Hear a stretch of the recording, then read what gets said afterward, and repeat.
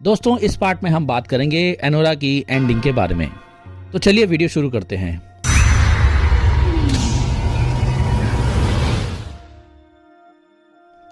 Anura का and दुखद है।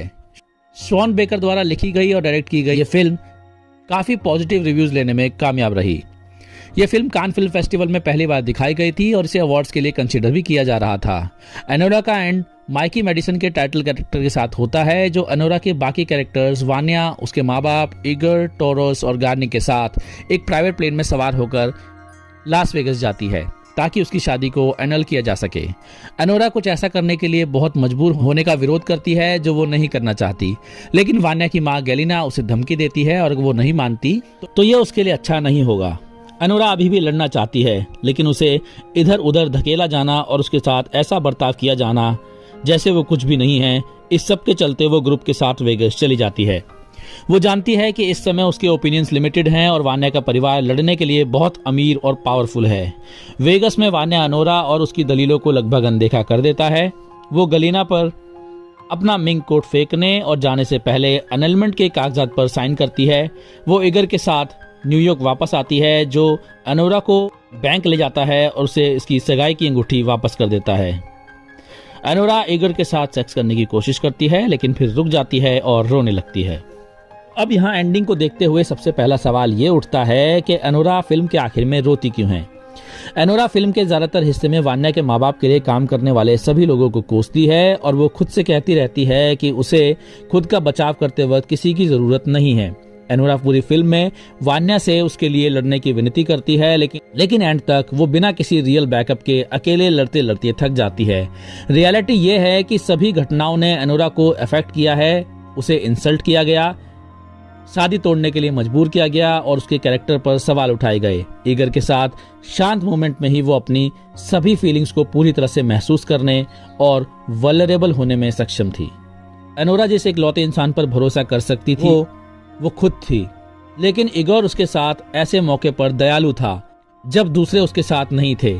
यही वजह है कि वो उसके सामने रोने में सेफ महसूस कर रही थी। एनोरा ने शायद सोचा होगा कि वान्या और उसके माँ बाप और टोरस के सामने रोने से वो कमजोर लगेगी। स्टिल पूरी घटना के बीच में और सभी हादसों के सदमे में एनोरा को नहीं पता था कि उस समय क्या होगा। ऐसा लगता है कि वो एक ऐसा मोमेंट होता है जिसमें वो टूट जाती है, जब उसकी फीलिंग्स और जो कुछ भी हुआ उसका आघात आखिरकार उसे आकर जकड़ लेता है। यहाँ एक और सवाल उठता है कि क्या एनोरा और ईगर साथ आएंगे। एनोरा का ईगर के साथ दुश्मनी भरा रिश्ता है, लेकिन वो अकेला ऐसा इंसान भी है जो उसके साथ एक इंसान की तरह बर्ताव करता है जब कोई और उसके साथ सहानुभूति नहीं रखता। जबकि एंड में एनोरा अभी भी ईगर से नाराज थी। दोनों के बीच थोड़ी फ्लर्टिंग चल रही थी। एनोरा को शायद लगा कि वो ईगर पर भरोसा कर सकती है और वो बिना किसी जजमेंट के उसकी परेशानी को समझता है।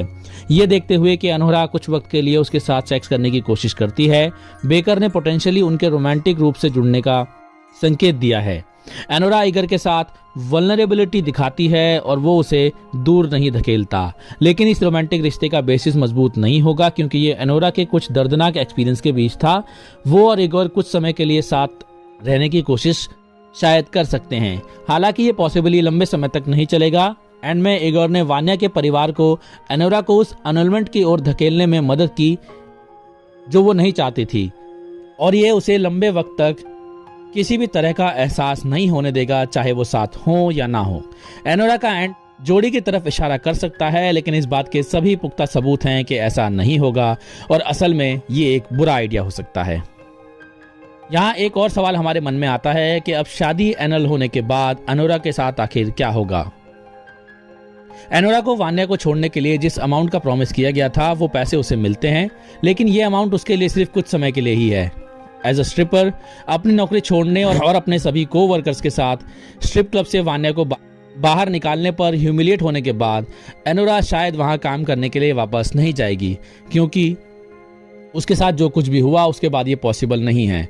अगर वो ऐसा करती है तो एनोरा को विरोध, गॉसिप और शर्मिंदगी का सामना करने के लिए तैयार रहना चाहिए। एनोरा एज स्ट्रिपर काम करना जारी रख सकती है, लेकिन काम पर वापस जाने से पहले शायद वो कुछ वक्त के लिए शांत रहेगी और कहीं रेस्ट करेगी। आखिरकार उसने बहुत कुछ सहा है और इमोशनल रिजल्ट जिसमें विश्वासघात और वान्या और उसके परिवार से इंसल्ट भी शामिल है, इसने उसे बहुत परेशान किया है। उसे ठीक होने के लिए समय चाहिए, इसलिए वो अपने जीवन में आगे क्या होगा ये जानने से पहले कुछ समय के लिए उसे मिले पैसे से जिंदगी गुजार सकती है। एनोरा ने कुछ ऐसा किया जो लंबे समय तक उसके साथ रहेगा, और उसे जो कुछ भी हुआ, उसके एक्शंस और वान्या के एक्शंस और ये चीजें उसके भविष्य को कैसे शेप देंगी और अफेक्ट करेंगी, इन सबको प्रोसेस करने के लिए उसे वक्त की बहुत बहुत ज्यादा जरूरत है। ये फिल्म को देखने के दौरान और वान्या की एनी के लिए फीलिंग्स देखने के बाद सबके मन में ये सवाल आता है कि उसने एनी के लिए फाइट क्यों नहीं की। वान्या ने एनोरा के लिए अपने प्यार और उससे शादी करने की इच्छा जाहिर की, लेकिन बाहरी कॉन्फ्लिक्ट्स के पहले साइन पर वो अपने घर से भाग गया। उसके साथ बातचीत करने के बजाय वान्या ने एक बच्चे की तरह व्यवहार किया, और कई मायनों में वो अभी भी एक बच्चा था, शादी जैसी बड़ी जिम्मेदारी के लिए तैयार नहीं था। वान्या बहुत छोटा, अमीर और बहुत प्रिविलेज था। जब उसने एनोरा से शादी की तो ये कुछ हद तक उसके माँ बाप के कंट्रोल की अवहेलना थी। वान्या को यकीन था कि वो उनकी मर्जी के बिना जो चाहे कर सकता है, जब तक कि वो उसके सामने नहीं आ जाते, क्योंकि रियलिटी ये थी कि वान्या अभी भी अपने माँ बाप की शैडो में रह रहा था। वो इंडिपेंडेंट नहीं था, उसके पास अपना पैसा या नौकरी नहीं थी। वान्या ने एनोरा के साथ अपनी शादी के लिए लड़ाई नहीं लड़ी, क्योंकि वो जानता था कि ये शादी लंबे समय तक नहीं चलेगी। ये सिर्फ एक मौके की बात थी, और जब उसके माँ बाप को ये सब बातें पता चल गई तो ये सब चलना नहीं था, और वान्या ये बात जानता था। वो कभी भी अपने रिश्ते को लेकर उतना सीरियस नहीं होने वाला था जितना एनी चाहती थी।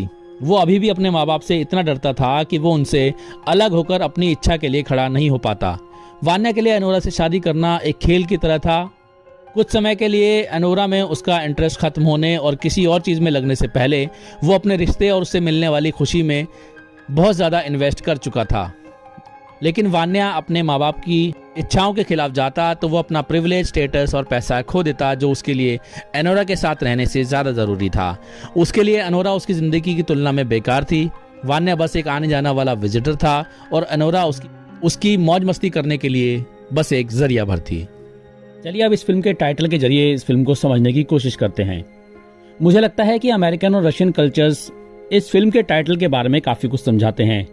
एनी अच्छी जिंदगी जीने और पैसा कमाने की भागदौड़ में लगी हुई है, ये उसका सबसे अमेरिकन साइड है, जबकि अनोरा सॉफ्ट साइड है। ये ज्यादा ट्रेडिशनल रशियन जड़ें हैं जिन्हें वो तब तक अनदेखा करने की कोशिश करती है जब तक कि एक रशियन आदमी उसे अपने मास्क को उतारने और खुद के उस वल्नरेबल साइड को फिर से खोजने की चुनौती नहीं देता जिसे उसने छिपा रखा है। ईगर उसे उसके नाम का मतलब भी बताता है, लाइट या ब्राइटनेस। एनी इनकम्प्लीट थी क्योंकि वो रोजमर्रा की जिंदगी की भागदौड़ पर बहुत ज्यादा फोकस थी, क्योंकि अमेरिकन कल्चर इसी पर जोर देता है, भागदौड़, पैसा, जिंदगी को ऊपर की ओर ले जाना वगैरह वगैरह। और उसने इसे अपनी पूरी पहचान बना लिया था, लेकिन उसमें इसके अलावा भी बहुत कुछ है। ठीक वैसे ही जैसे अमेरिका में कैपिटलिज्म के अलावा भी बहुत कुछ है, और रशियन में गैंगस्टर के अलावा काफी कुछ है, और इगोर में एक बोल्ड प्रोटोटाइप हेंचमैन होने के अलावा भी बहुत कुछ है। यह अनोरा के वान्या के साथ रिश्ते के ऑपोजिट है, एक ऐसा रिश्ता जो लिमिटेड पर्सपेक्टिव्स पर बेस्ड था। अगर अनोरा वान्या के बारे में खुद के साथ ईमानदार होती तो वो कभी भी उसका प्रपोजल एक्सेप्ट नहीं करती, लेकिन वो ईमानदार नहीं थी, वो होलिस्टिक नहीं थी, उसने सच्चाई को अंधेरे में रखा। यही वो बात थी जिसने उसे खुद को ये समझाने में मदद की कि ये रिश्ता न सिर्फ रियल था बल्कि टिक भी सकता था। एक बार अगर वो खुद से इस बारे में झूठ बोलना बंद कर देती तो वो बाकी सभी चीजों के बारे में खुद से झूठ बोलना बंद कर सकती थी। लाइट अंधेरे को खत्म कर देती, और इस तरह वो एनी से अनोरा में इवॉल्व होती। यह अनोरा को खुद को पहचानने और खुद को एक्सेप्ट करने दोनों के बारे में एक फिल्म बनाता, जो एंड में अनोरा के रोने की वजह से वापस आता है। इगोर उसे पहचानता है और उसे एक्सेप्ट करता है, जिससे वो खुद भी ऐसा ही करना शुरू कर देती है। चलिए दोस्तों, अब इस फिल्म को वान्या और इगोर के बीच कंपैरिजन करके समझने की कोशिश करते हैं। एनी इगोर के प्यार से अनजान नहीं थी। उसका पूरा काम आदमियों की फीलिंग्स को पढ़ना, उन्हें एडजस्ट करना और मैनेज करना था। इसलिए उसने उसकी काइंडनेस और सॉफ्ट निगाहों के मतलब को पूरी तरह समझ लिया। शायद यही वजह है कि वो लगातार उसके साथ इतनी बुरी तरह पेश आती है। उसे उम्मीद थी कि किसी वक्त वो इस संकेत को समझ जाएगा। अब आप पूछेंगे क्यों? क्योंकि वो वान्या से प्यार करने के बारे में जितना भी कहती रही, एनी असल में वान्या के साथ रोमांटिक रिश्ते में कभी थी ही नहीं। उनके साथ बिताए समय के बारे में सब कुछ ढोंग, सेक्सुअल और पैसों से जुड़ा था। अगर वान्या एनी को उसकी कंपनी के लिए पे नहीं कर रहा था तो वो उन एक्सपीरियंस पर पैसा खर्च कर रहा था जिन्हें वो शेयर कर सकते थे, लेकिन वो खुद एक्चुअल में कुछ भी रियल शेयर नहीं कर रहे थे। इस बीच इगोर वान्या के ऑपोजिट है। उसके पास पैसे नहीं थे, वो अपने परिवार के साथ क्लोज था, वो एक इंसान के तौर पर एनी पर ध्यान देता था और वो उसके साथ रहा। उसने वान्या से माफी मांगने का कहकर उसका बचाव भी किया। ये रिक्वेस्ट पूरी नहीं हुई, लेकिन ये एनी की फीलिंग्स के लिए चिंता दिखाता है, कुछ ऐसा जो वान्या ने कभी नहीं किया। तो आखिर में इगोर ने अनोरा को उसकी डायमंड रिंग वापस कर दी। इसकी कीमत शायद $10,000 हो सकती है। वो इसे आसानी से अपने पास रख सकता था, बजाय इसके वो उसे एक और काइंडनेस सैक्रिफाइस की तरह उसे वापस लौटा देता है। एंड में अनोरा झुक जाती है और इगोर के प्यार का बदला चुकाने का फैसला करती है, इसलिए वो उसके ऊपर चढ़ती है और फिर सेक्स करने लगती है। लेकिन इगोर क्या करता है, वो उसे किस करने की कोशिश करता है और अचानक एनी सेक्स के बीच जिसकी शुरुआत खुद उसी ने की थी, उसी का विरोध करने लगती है। पर ऐसा क्यों? अगर हम अनोरा के शुरुआती सीन्स देखें तो उसमें एक डांसर को एक क्लाइंट की गोद में नाचते हुए दिखाया गया है। कैमरा लेफ्ट मूव होता है, एक और डांसर नाच रही है, एक के बाद एक ऐसा चलता रहता है जब तक कैमरा अनोरा पर नहीं आ जाता। वो भी पैसे के लिए वही सब कर रही है। एंड में जब अनोरा इगोर के ऊपर चढ़ती है तो शुरू में ये एक लेन देन जैसा लगता है, इगोर का उसके सपोर्ट और महंगी अंगूठी का इनाम। ये उसी सुपरफिशियल बातचीत, पैसे के लिए लैप डांस की याद दिलाता है जिसने अनोरा के जीवन को डिफाइन किया था, जिसमें वान्या के साथ उसका रिश्ता भी शामिल था। बजाय इसके कि इगोर अनोरा से वो नहीं चाहता था जो बाकी सभी चाहते थे। ये उसके होने के बारे में नहीं है, उसके लिए ये उसके साथ होने के बारे में है। जब वो उस बाधा को पार करने की कोशिश करता है और असल में वो उसे किस करना चाहता है, एक जेन्युइन किस, कोई परफॉर्मेंस नहीं, कोई फेक या खरीदी हुई चीज नहीं, बल्कि एक जेन्युइन लविंग किस।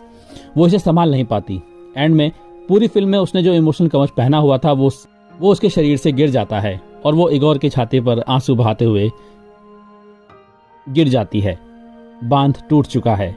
आखिरकार उसके पास कोई है जिसके साथ वो वल्नरेबल हो सकती है। शायद हमेशा के लिए नहीं, लेकिन कम से कम इस पल में। और ये वाकई कुछ खास है। तो यही अनोरा के एंड में हो रहा है। ये एनी की वान्या के साथ सुपरफिशियल इंटीमेसी से इगोर के साथ गहरी, ज्यादा इमोशनल इंटीमेसी में एक अहम बदलाव है। इस फिल्म का आखिर मतलब क्या है? अनोरा एक औरत, खासतौर पर एक स्ट्रिपर औरत के साथ अमीर और ताकतवर लोगों से किए जाने वाले बुरे बर्ताव को उजागर करती है। वान्या पूरी फिल्म में ऐसे वादे करता है जिन्हें वो पूरा नहीं कर पाता और अनोरा को उसके इस इनडिफरेंस के नतीजे भुगतने पड़ते हैं। अनोरा को वान्या के माँ बाप उसके स्टेटस और जॉब की वजह से त्याग देते हैं और उसकी अनदेखी करते हैं। और ये फिल्म जल्दबाजी में लिए गए डिसीजंस के नतीजों और वेल्थ और इन्फ्लुएंस की भूमिका के बारे में विस्तार से बताती है, जो अनोरा जैसे किसी इंसान को अफेक्ट कर सकते हैं जिसके पास ये चीजें बिल्कुल भी नहीं है।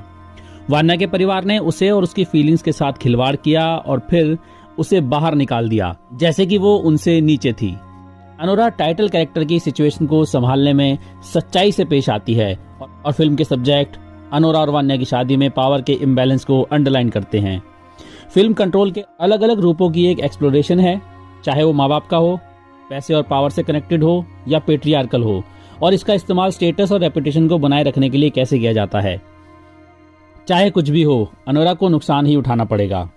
और फिल्म का मैसेज भी यही है कि ये कितनी अनफेयर और भयानक है।